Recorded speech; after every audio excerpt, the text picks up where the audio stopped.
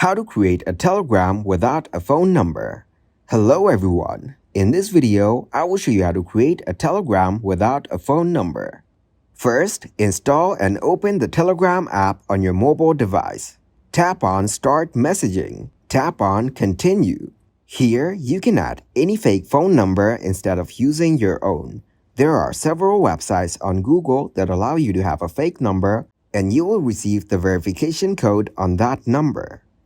After adding that code, your account will be created. You can also create the Telegram account by scanning the QR code. After that, you just need to add your first and last name.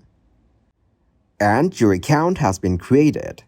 Thank you guys for watching this video. Hope you got some value. Make sure to like the video and subscribe to the channel to get notified for new videos. See you in the next one.